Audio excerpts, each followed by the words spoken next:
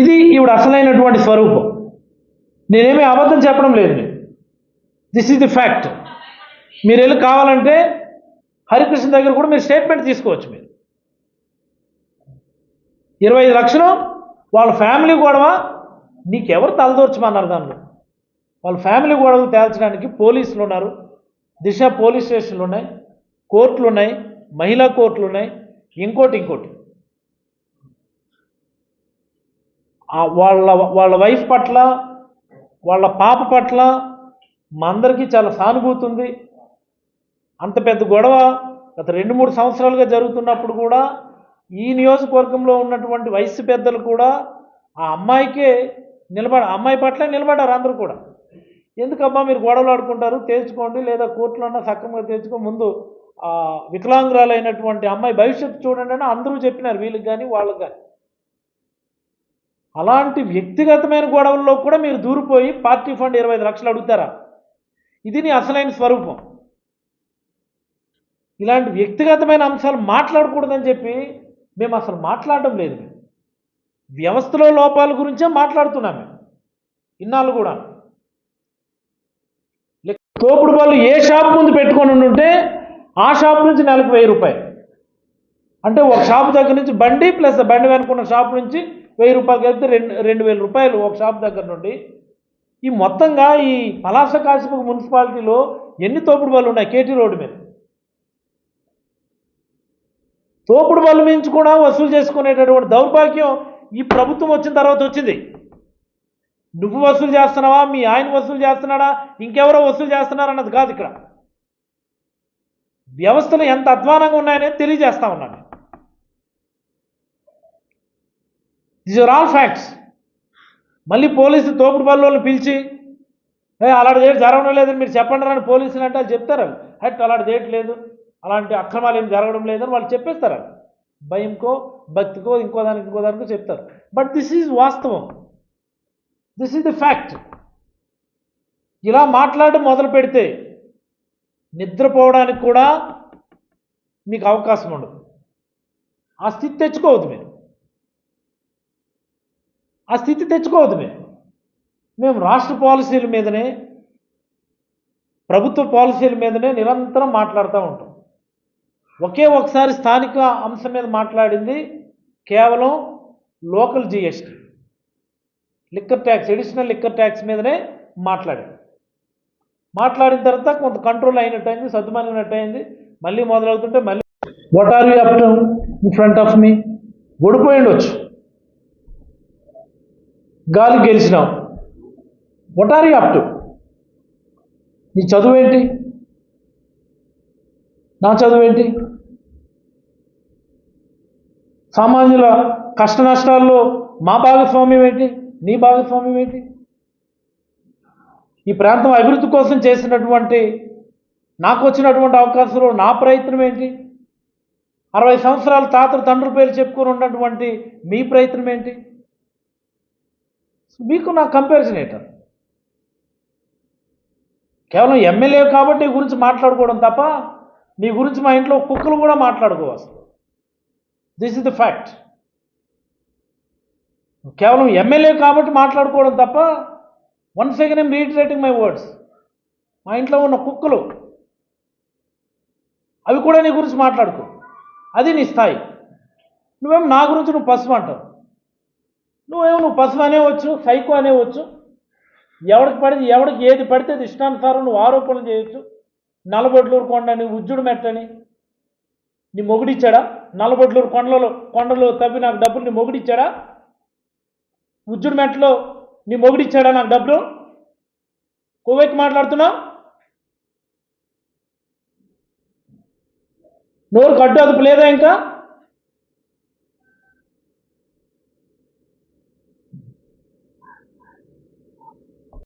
ఎవరికి కావాలి ఇవన్నీ?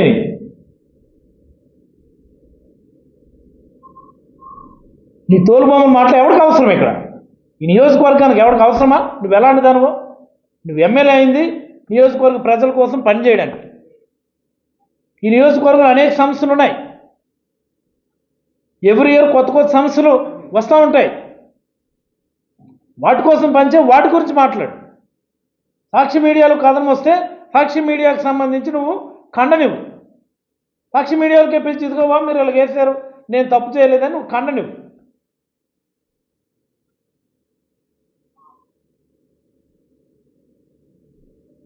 నీకెవరైనా ఇందులో సైకో అన్నారా? అసలు ఎందుకు అనకూడదు నేను సైకో? నీ మాటలు వింటే ఎవరికైనా అనిపిస్తుంది సైకోరా బాబు ఈవిడ అని చెప్పి, ఎవరికైనా అనిపిస్తుంది. మీ ఇంట్లో వాళ్ళకి నువ్వు మాట్లాడిన మాటలు చూపించి, మీ అమ్మకి మీ నాన్నగారికి చూపించి, నాన్నారు ఇదిగోండి నేను మాట్లాడాను ప్రెస్ మీట్, నా మాటలు వినండి అని నువ్వు చూపించు. చాలా బ్రహ్మాండంగా మాట్లాడేవమ్మని మీ నాన్నగారు కానీ మీ అమ్మగారు కానీ నీకంటే నేను రాజకీయాలు మానేస్తాను. ఎందుకమ్మా భాష, అలాంటి మాటలు ఎందుకు మాట్లాడతావు? గౌరవంగా మాట్లాడా నీకంటే చెప్పు నువ్వు మాకు. మీ నాన్నగారు ఖచ్చితంగా అంటారు, ఎందుకమ్మా అలాంటి భాష మాట్లాడుతూ గౌరవంగా మాట్లాడని అంటారు. నీకేదో వేధించేశారు. ఏంటి నీకు వేధించారు? మీ గవర్నమెంట్ వచ్చి 1 year అయింది. ఈ 1 yearలో నా మీద 7-8 ఎఫ్ఐఆర్లు వేశారు. నేను చేసిన తప్పేంటి? నీ మీద ఒక్క ఎఫ్ఐఆర్ ఉందా? నువ్వు నీ డ్రామా కంపెనీ దొంగేడు ప్లేట్స్కొని డ్రామాలు వేస్తావు నువ్వు. మేము ఏ రోజు అనలేదే 8 ఎఫ్ఐఆర్లు వేస్తారు ఓ బాబు అని చెప్పి మేము ఓవర్ యాక్షన్ చేయలేదే. మేము ధైర్యంగానే ఎదుర్కొంటాం. 8 కాదు 18 కాదు 80 కేసులు పెట్టినా సరే ఇదివరకే చెప్పాం.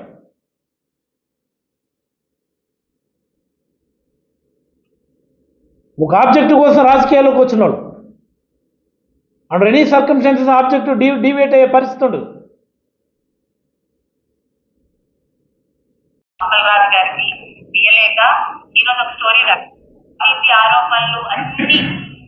ఆవిడ ఫేస్బుక్ అకౌంట్ నుంచే తీసి రోజు మీకు చూపిస్తా ఉన్నాను.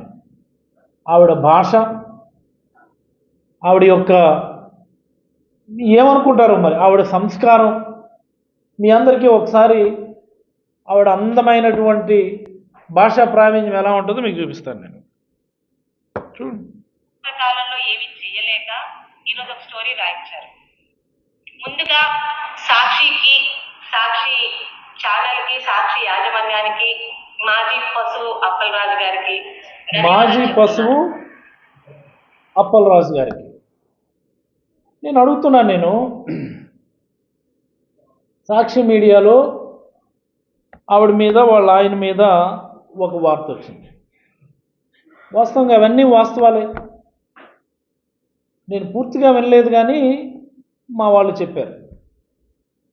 వాళ్ళ కలెక్షన్ల గురించి, వాళ్ళ అనుచరుల కలెక్షన్ల గురించి, వాళ్ళ ఆయన దందాల గురించి ఇంకోటి సాక్షి మీడియాలో ఒక వార్త వచ్చింది. దానిపైన ఆవిడ మాట్లాడింది అని.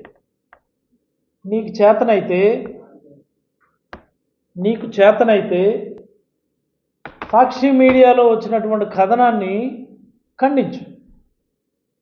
మరి నన్నెందుకు మధ్యలోకి లాగుతున్నా? మధ్యలోకి లాగడమే కాకుండా నీకున్నటువంటి ఒక దరిద్రమైనటువంటి ఒక పొగరనాలో బలుపనాలో ఇంకేమని అనాలో కానీ నీకున్నటువంటి ఒక దరిద్రమైనటువంటి ఆ బలుపు దానిలో భాగంగా నన్ను పశువు అనడం ఒకసారే కాదు అనేక సార్లు పశువు అనడం, సైకో అనడం, మా నాయకుడికి సైకో అనడం, ఇవన్నీ కూడా మనందరం చూసాం. నీ స్థాయిని పెంచుకోవడానికి ప్రయత్నించు. నీ భాష, నీ యాటిట్యూడు, నీ యాక్షను, నీ ఓవర్ యాక్షను అంతా బాగుంటే మళ్ళీ నేనే ప్రెస్ ముందుకు వచ్చి చెప్తాను. ఎమ్మెల్యే గారి స్థాయి గారు అంటున్నప్పుడు స్థాయి పెరిగిందిరని నేనే అంటాను. అనేకమైన పెండింగ్ ఇష్యూస్ ఉన్నాయి. 1850 ఎకరాలు ఉందని చెప్తున్నాను కదా. సాల్ట్ ల్యాండ్ అది. సాల్ట్ ల్యాండ్ అంటే సాల్ట్ కమిషనర్ అండర్లో వస్తుంది. ఇట్ డజంట్ మీన్ దట్ అక్కడ వాటర్ విపరీతమైన ఉప్పు అని కాదు దాని మీనింగ్. ఆడెవడో మెసేజ్ పెట్టినాడు, సాల్ట్ ల్యాండ్స్ కదా అక్కడ నిర్మాణాలు చేస్తే పాడైపోతాయి కదా, నాణ్యత ఉండదు కదా. ఊరయ్యా ఎక్కడ దొరికినారా మీరు? సముద్రం మధ్యలో అలా బూర్జ్ ఖలీఫాని కట్టారు. బూర్జ్ ఖలీఫా కాదు, బూర్జ్ అల్ అరబ్ అని అద్భుతమైనటువంటి బిల్డింగు సముద్రంలో ల్యాండ్ రిక్లెయిమ్ చేసి కట్టారు. సముద్రంలో బూర్జ్ అల్ అరబ్ అని ఒక అద్భుతమైనటువంటి నిర్మాణం చూడు ఒకసారి. అగాటి అని ఒక లక్షద్వీప్లో ఒక ఐలాండ్ ఎయిర్పోర్ట్ ఉంటుంది. చిన్న ఐలాండ్, చుట్టూ సముద్రమే, జస్ట్ ఒక స్ట్రిప్, ఎయిర్ స్ట్రిప్ ఉంటుంది అంతే. ఎయిర్ స్ట్రిప్ అంటే ఎయిర్పోర్టే ఉంటుంది. ఎప్పటి నుంచో ఉంది అది ఎయిర్పోర్ట్, ఏమైపోలే. అక్కడ కాగితాలన్నీ కూడా మీకు చూపించారు కదా. ఎందుకు అలా ఎగిసి పడిపోతాడు? దేనికి frustration? What are you up to? I don't understand. ఎందుకు అంత ఫ్రస్ట్రేషన్? సరదాగా రాజకీయాలు చేయాలా? పాలసీల మీద డిస్కషన్ మీద చేయాలా? వంట కదా, ఓ విమర్శించేస్తున్నారు. ఏమి 10 రూపాయలు లిక్కర్ బాటిల్ మీద 10 రూపాయలు వసూలు చేయడం నిజం కదా? ఎవరికి వెళ్తున్నాయి డబ్బులన్నీ? ఎవరి జేబులోకి వెళ్తున్నాయి చెప్పండి ముందు. మాకు సంబంధం లేదని చెప్పి ఎందుకు ఈ శుద్ధపూస మాటలు? లిక్కర్ బాటిల్ మీద 10 రూపాయలు రోజుకి ఒక బాటిల్ మీద కలెక్ట్ చేస్తే నెలకి ఎంత కలెక్ట్ అవుతుంది? సంవత్సరానికి ఎంత కలెక్ట్ అవుతుంది? నెలకు దగ్గర దగ్గర ₹1,00,00,000, సంవత్సరానికి 12 కోట్లు, 5 సంవత్సరాలకి 60 కోట్లు. ఎవరి జేబులోకి వెళ్తుంది? మేము మాట్లాడుతుంటే ఆపుతున్నారు, 4 రోజులు మాట్లాడకుండా ఉంటే మళ్ళీ మొదలు పెడుతున్నారు. వాస్తవం కాదా ఇది? నువ్వు మొన్న చెప్పేస్తున్నావు వెళ్ళి డిఎస్పీ ఆఫీస్కి వెళ్ళి ఈ స్టిక్కర్లు, లారీ స్టిక్కర్ల గురించి. ఎవరికి నువ్వు బ్లఫ్ చేస్తావు? నువ్వనే నీ గురించి మాట్లాడతాను. నీకు అంత సీన్ లేదు. మీరు అని మాట్లాడేటటువంటి స్థాయి కానీ ఇది కానీ నీకు లేదు. ఒక్కో వెహికల్కి 3,000 నుంచి 5,000 స్టిక్కర్ ఇవ్వడానికి కలెక్ట్ చేశారు. 100 వెహికల్స్ అంటే ఎంత అయింది? 5,000 చొప్పున వేసుకుంటే 5 లక్షలు.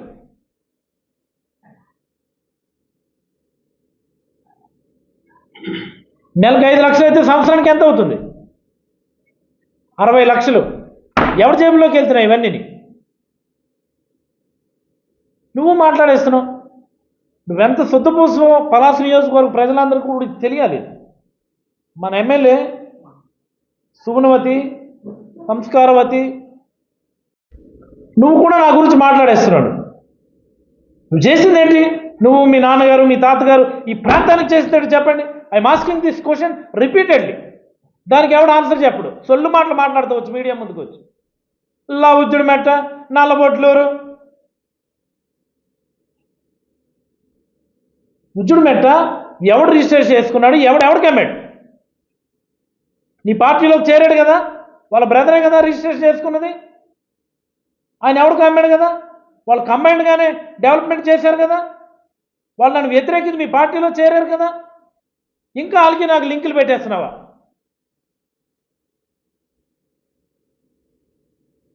నా పార్టీలో ఉన్నారా? లేరు కదా. మీ పార్టీలోనే ఉన్నారు కదా, చుట్టాలు, బంధువులు అందరూ కూడా. చరణ్ గ్రూప్ వాడికి వచ్చి తీసుకుంటారా, ఉజ్జుపేట మీదకి వెళ్దాం, తీసుకుంటారా, ఉత్తర పెద్దలందరికీ తీసుకుని వెళ్దాం. ఎవడందరూ భూములు ఎవడేం చేశాడో తెలుస్తుంది. కొవ్వెక్కి మాట్లాడుకో. నల్లబొట్లూరు అంట వెళ్దాం. డేట్ నువ్వు చెప్తావో నన్ను చెప్పమంటావు? నల్లబొట్లూరులో నేను తప్పు చేశాను, తప్పు చేయలేదు, ప్రజలు వాళ్ళ అవసరాల కోసం, వాళ్ళ మంచి కోసం, ఉద్దాన ప్రజల కోసం వాళ్ళు గ్రామస్తులు డబ్బులు వేసుకుని పని చేశారో లేదో చెప్తారా? మనం పెట్టించావు కదా ఆ ఊర్లో గ్రామ సభ. ఇంకా సిగ్గు రాలేదా నీకు? ఇంకా నీకు సిగ్గు రాలేదా? ఆ ఊర్లో తీసుకెళ్ళి ఎంఆర్ఓకి, ఆర్డీఓకి అందరూ తీసుకెళ్ళి గ్రామ సభ పెట్టిస్తే గ్రామస్తులు ఏం చెప్పారో తెలుసు కదా నీకు. మా గ్రామస్తులు ఉద్దానుకో గ్రౌండ్ కోసమని డబ్బులు వేసుకొని మేము పని చేస్తున్నాము. ఉద్దానమూలకి ఇక్కడ హౌస్ సైడ్ స్థలాలకు ఎక్కడో మనసా దగ్గర ఇస్తే ఎవరు వెళ్ళడం లేదు, మాకు ఇక్కడ అడ్జస్ట్మెంట్ చేయండి అని చెప్పి కలెక్టర్కో ఎంఆర్ఓకో చెప్తే ఈ హౌస్ సైడ్ ఫీలింగ్స్కి సచివాలయాలు ఆర్బీఐకి పోస్ట్ చూడండి ఒకసారి మీరు. What is that?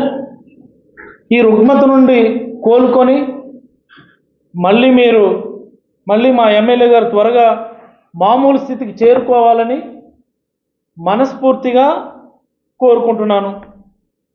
ఇలాంటి సందర్భాల్లో చాలా సినిమాలలో చూపినట్లు కుటుంబ సభ్యుల శ్రేయోభిలాషుల సహకారం చాలా అవసరం. Get well soon. Doctor Appalaraju Seediri. కింద ఒక ఫోటో ఉంది, ఏంటది? ఆల్ఫ్రెడ్ హిచ్కాక్, చాలా ఫేమస్ రైటింగ్ అది, one of the best book sellers. Psycho అన్నటువంటి బుక్ ఫోటో, దాని పక్కన మరి మా ఎమ్మెల్యే సుగుణవతి, బహుభాష కాదు, తెలుగు భాష ప్రావీణ్యురాలు, తెలుగు గ్రామర్లో దిట్ట, అందమైనటువంటి బహు వ్యాకరణం కలిగినటువంటి, భాష మాత్రమే మాట్లాడగలిగినటువంటి సంస్కారవంతురాలు శ్రీమతి గౌత్ శిరీష గారి ఫోటో. ఇందులో నీకెవరన్నా సైకో అని అన్నారా? నిన్నెవరైనా ఈ మెసేజ్లో సైకో అని అన్నారా? నువ్వెందుకు భుజాలు తడుముకుంటున్నావు? నీకెవరైనా సైకో అన్నారా? లేదా నువ్వు సైకోవా? అసలు నాకు డౌట్, నేను సైకో ఎందుకు అనకూడదు? నిన్నెందుకు అనకూడదు సైకో? నువ్వు ఎదుటివాడినేమో సైకో అని దూషిస్తావు, ఎదుటివాడినేమో పశువు అని దూషిస్తావు, ఎదుటివాడినేమో ఇష్టానుసారం మాట్లాడతావు. నిన్ను చెప్తే ఇద్దరు తీసుకొని ఒకసారి ఢిల్లీ వెళ్ళి మీరు కూర్చోండి, ఆన్ ది స్పాట్ మీకు ఆ 85 కోట్లు కూడా మంజూరు అయిపోతుంది. ఇక్కడ ఈ నియోజకవర్గంలో శాశ్వతంగా ఒక హార్బర్ అవుతుంది. నేనే ఇస్తున్నాను సలహా. అవంతా ఎంత వర్క్ చేసామో నాకు తెలుసు. అల్టిమేట్లీ ప్రజలకు మంచి జరగాలని ఆలోచనే తప్ప ఇది నీ గొప్ప నా గొప్ప కాదు. తెచ్చి చేసుకో, నీ గొప్ప నువ్వు చెప్పుకో. అప్పుడు కూడా మేము చెప్తాం, ఎస్ ఇదంతా నేనే ప్రపోజల్ పెట్టాను, నేనే తయారు చేశాను డిపిఆర్, నేనే ఇవన్నీ గవర్నమెంట్ ఆఫ్ ఇండియా పెట్టాను, నేను చెప్తాను. నేను చేసే పని నేను చెప్తాను, నువ్వు చేసే పని నువ్వు చెప్పు. ఇది రాజకీయం అంటే. మీడియా ముందుకు వచ్చి పిచ్చివాగుడంతా నేనేదో భాష అర్థం తెలుసా నీకు? తెలుగులో ఏమంటారు తెలుసా? లంజా కొడకని దాని మీనింగ్. లంజా కొడకని ఎవడన్నా తిట్టగలిగేటటువంటి నోరు వస్తుందంటే ఆడు ఖచ్చితంగా లంజా కొడక అయిండాలి. This is the fact. అంత సిగ్గుమాల్లోనే ఆ రకమైన భాష వాడగలరు. నువ్వెందుకు అలాంటి భాష మాట్లాడుతున్నావు? పిచ్చెక్కిందా? ఇంకెప్పుడు కూడా నాతో ఇలాంటి మాటలు, ఇలాంటి ప్రెస్ మీట్ పెట్టించేటటువంటి అవసరం దయచేసి రానివ్వదు. నేను తిట్టడం మొదలు పెడితే చాలా స్మూత్గా, చాలా డీసెంట్గా తెలుగులో తిట్టగలను, ఇంగ్లీష్లో తిట్టగలను. తిడుతున్నట్టు కూడా తెలియదు నీకు. అసలు తిడుతున్నాడా పొగుడుతున్నాడని డౌట్ వచ్చేస్తుంది. You understand that? తిడుతున్నాడా పొగుడుతున్నాడా అన్నటువంటి డౌట్ వస్తూ ఉంటుంది. కానీ పిచ్చగా తిడతా ఉంటాను నేను. నన్ను కెలకొద్దు, నీ పని నువ్వు చేసుకో. చక్కగా ఎమ్మెల్యే అయినావు, మంచి అవకాశం వచ్చింది, అభివృద్ధి మీద దృష్టి పెట్టు. గొప్పగా చెప్తుంటావు ప్రతి పనికి. వాడిదట్ ఏంటది స్లోగన్ ఏది చెప్తుంది? ప్రతి చేనికి నీరు, ప్రతి చేతికి పని. ఎవరి చేతికి ఇక్కడ పని ఉండదు. అందరూ వెళ్ళిపోయినారు ఎన్నికల తర్వాత. ఒక్కడు లేడు ఊళ్ళో, ఒక్కడు లేడు ఇక్కడ. ప్రతి చేనికి నీరు అన్న అచ్చెన్నాయుడు గారు డ్రామాలు నీకు ఇప్పటికీ అర్థం కాలేదా? నీకు ఎప్పుడు నాకు అర్థమవుతుంది, ఎప్పుడు డెవలప్ అవుతాం? అచ్చెన్నాయుడు గారి డ్రామాలు నీకు ఇప్పటికి అర్థం అవ్వలేదా? గవర్నమెంట్ వచ్చిన వెంటనే ఇరిగేషన్ ఎస్సీ పెంచుడు వేడి చేస్తా తెలియదు, పలాసకి నీరు వెళ్ళిపోయి మొత్తం మాట్లాడుకున్నాం, సరదాగా మాట్లాడుకున్నాం. ఇది రాజకీయం అంటే. ఆరోపణలు చేయడం కాదు. నువ్వేదో మాట్లాడి మళ్ళీ దాన్ని నేను వివరణ ఇచ్చుకొని కౌంటర్ చేసుకోవాలన్నంత ఇంట్రెస్ట్ నాకు వాస్తవంగా లేదు. నాకు కాకపోతే కాదు, 2 రోజుల నుండి చూస్తున్నాను నీ మాటలు చూస్తుంటే ఏమిటి చండాలం, ఇలాంటి దాని మీద నేను పోటీ చేశాను, ఇంత సుగుణవతి మీద నేను పోటీ చేశానని అసహ్యమేసి పలాస నియోజకవర్గ ప్రజలకు ముందు అవగాహన కల్పించాలని ఈరోజైతే మీడియా ముందుకు రావడం జరిగింది. మళ్ళీ నువ్వు పిచ్చెక్కి మీడియా ముందుకు వచ్చి ఇటన్నిటికీ కౌంటర్లు ఇవ్వడానికి ట్రై చేయకు. ఇందులో నేను చెప్పిన ప్రతిదీ వాస్తవం, ఇంక్లూడింగ్ తంగుడు హరికృష్ణ దాంతో సహా. తంగుడు హరికృష్ణ నువ్వు పిలిచి మళ్ళీ నువ్వు భయపెట్టి నువ్వు రోడ్డు మీద వ్యాపారం చేస్తున్నావు, దాని సంగతి చూస్తాము, లేకపోతే మీ ఆవిడ కంప్లైంట్ పెట్టింది, నీకు క్రిమినల్ కేసు పెట్టి జైలు పంపిస్తాం భయపెట్టి, లేదు అలాగేం అనలేదని నువ్వు చెప్పించవచ్చు. అది కూడా చెప్తున్నాను. బట్ ఫ్యాక్ట్ అనేది మాత్రం ఇదే. This is the fact. 25 లక్షలు నువ్వెళ్ళి కంప్లైంట్ ఇచ్చి తిరిగి నువ్వే మళ్ళీ డబ్బులు డిమాండ్ చేసావంటే ఇది ఇది గొప్ప చరిత్ర. ఇది గొప్ప చరిత్ర. నువ్వు కానీ నన్ను కెలికావంటే మాత్రం ఇలాంటి అనేక అంశాలు దఫాలుగా సరదాగా పాఠాల మాదిరి చెప్పేస్తాను నేను. అందుకని దయచేసి నన్ను విసిగించకు, నన్ను కెలక్కు. ఈసారి మీడియా ముందుకు వచ్చే ముందు మాత్రం నవ్వుతూ మాట్లాడడానికి ట్రై చేయి. మరి మీ ఎప్పుడైనా మీ ఆయన చెప్పాడో లేదు, చాలా సినిమాల్లో ఉంటుంది ఈ డైలాగ్. నవ్వుతూ మాట్లాడడానికి ట్రై చేయి, కొద్ది బాగుంటుంది అందరికీ కూడా. గౌరవంగా మాత్రం రాజకీయాలు చేద్దామని నీకు తెలియజేస్తాను. గౌరవంగా నీకు ఏదైనా ఆరోపణ ఉంటే నన్ను పిలుపు, నేను వస్తాను. నేను అక్కడికి నేను వస్తాను, నేను చెప్తున్నాను కదా, నేను వస్తాను, నేను సరదాగా వస్తాను. నేను నువ్వు ఎన్నెన్ని ఆరోపణలు చేసినావు ఇంతకుముందు నా మీద, నువ్వు ఎక్కడ రమ్మంటే అక్కడికి వస్తాను సరదా. ఏమిది? దయచేసి శిరీష గారి కుటుంబ సభ్యులకి శివాజీ గారు మీరన్నా కొద్దిగా ఆలోచించి కొద్దిగా గైడ్ చేయండి. మీ అమ్మాయి మాట్లాడే మాటల వల్ల మీకు చాలా చెడ్డ పేరు వస్తుంది. నిజంగా రాజకీయంగా మేము మీతో విభేదించవచ్చు, బట్ మీరంటే మాకు గౌరవం ఉన్నది. శ్రీమతి గౌ శిరీష గారి ఒక గొప్ప వసూలు గురించి ఈరోజు మీ అందరికీ చెప్పాలి. ఒక 6 నెలల క్రితం మీరు అందరూ చూసుకుని ఉంటారు, మన ఊర్లోనే శ్రీనివాస మెడికల్స్ వాళ్ళ అబ్బాయిది ఒక ఫ్యామిలీ ఇష్యూ ఉంటుంది. I think every one of you know that. ఉంది కదా? ఆ కుర్రోడి పేరు మీకు ఎవరికైనా ఐడియా ఉందా? ఏంటి ఆ కుర్రోడి పేరు? తంగుడు హరికృష్ణ. తంగుడే కదా? తంగుడు హరికృష్ణకు సంబంధించినటువంటి వైఫ్ అండ్ హస్బెండ్కి సంబంధించినటువంటి ఫ్యామిలీ ఇష్యూ ఉంది. ఆ ఇష్యూలో ఇప్పుడు all of A sudden police స్టేషన్కి వెళ్ళి ఈ తంగుడు హరికృష్ణ మీద కేసులు పెట్టండి, ఈ అమ్మాయికి న్యాయం చేయండి, ఈ అమ్మాయికి ఎలాగైనా మీరు మంచి చేయండి అనుకుని చెప్పి పోలీస్ స్టేషన్కి వెళ్ళి రిపోర్ట్ ఇచ్చి చాలా ఇంకా ఎలాంటిదంటే మరి నేనే ఈ ప్రపంచంలో ఉన్న మహిళలందరి కోసం పనిచేస్తున్నాను అన్నటువంటి బిల్డప్ ఇచ్చి ఒక పెద్ద ప్రెస్ మీట్ మాట్లాడి. I hope every one of you aware of that. అంతే కదా? తర్వాత జరిగినటువంటిది ఇక్కడ చాలా మోస్ట్ ఇంపార్టెంట్. మన వరకు ఏంటి, చాలా మంచిదిరా మన ఎమ్మెల్యే. చూడు, మన నియోజకవర్గంలో ఒక మహిళకి అన్యాయం జరుగుతుంటే పాపం చాలా బలంగా ఆ మహిళ పట్ల నిలబడి పోలీస్ స్టేషన్ కూడా వెళ్ళి కంప్లైంట్ ఇచ్చింది. చాలా గొప్ప మహిళ, ఉక్కు మహిళ, శివంగి, చెంగు, బోషాను అని చెప్పి మనందరం అనుకున్నాం. మనం ఏ కదా, దిస్ వాట్ ఎగ్జాక్ట్లీ హ్యాపెండ్. ఆ తర్వాత జరిగింది ఏంటంటే, ఇదే ఈవిడ వీళ్ళ ఆఫీస్ నుంచి ఇదే తంగుడు, ఏం పేరు ఆ కుర్రోడి పేరు, హరికృష్ణ, వాళ్ళకు ఫోన్ చేసి పోలీస్ ఎక్స్పెన్సెస్ 5 lakhs, అది వదిలేద్దాం, పక్కన పెడదాం, ఆర్బిట్రరీ ఛార్జెస్ ఎక్కడన్నా ఉంటాయి, పార్టీ ఫండ్ 25 లక్షలు ఇవ్వండి. మీరు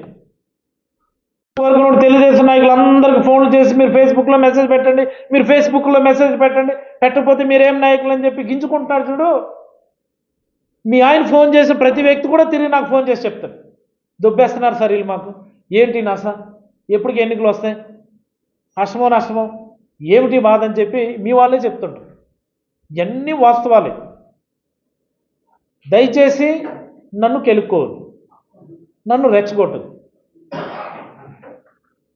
నన్ను రెచ్చగొట్టద్దు. నాకు సరదాగా రాజకీయ ఎమ్మెల్యే అయినో, బ్రహ్మాండమైన మెజార్టీతో అయినో, ఊహించిన మెజార్టీతో మీ తాతగారి పేరు నిలబెట్టావు, అభివృద్ధి చేయటంలో నాకు పోటీ పడు, అభివృద్ధి చేయడంలో పోటీ పడు. ఇదిగో నేను చెప్పుకోవడానికి ఓ బ్రహ్మాండమైనటువంటి వైఎస్ఆర్ హాస్పిటల్, ఓ బ్రహ్మాండమైనటువంటి వైఎస్ఆర్ సుజలధార వాటర్ ప్రాజెక్టు, ఎప్పుడో ఆగిపోయి మగ్గిపోయినటువంటి ఆర్ఓబి పనులు పట్టాలు ఎక్కించింది నేను. నువ్వు మళ్ళీ వెళ్ళి శంకుస్థాపన చేసుకొని డబ్బు కొట్టుకుంటున్నావు, కానీ అంత సీన్ లేదు నీకు. డాక్టర్ అప్పలరాజు అనేవాడు 1924 మధ్యలో ఎమ్మెల్యే కాకపోతే ఇప్పటికి కూడా అలాగే పడి ఉంటుంది. అది దానికి ఉన్న అన్ని సమస్యలు ఉన్నాయి. మీ నాన్నగారిని అడిగి చెప్తారు అది ఎందుకు కంప్లీట్ చేయలేకపోయినాడు ఎవడు. డాక్టర్ అప్పలరాజు వచ్చి దానికి ఉన్నటువంటి అన్ని ఇష్యూస్ని అన్ని ప్రాబ్లమ్స్ రిజాల్వ్ చేసి మళ్ళీ టెండర్ వేసి పనులు మొదలు పెట్టాడు. ఎన్నికల రిజల్ట్ వరకు కూడా పనులు అవుతుండేవి.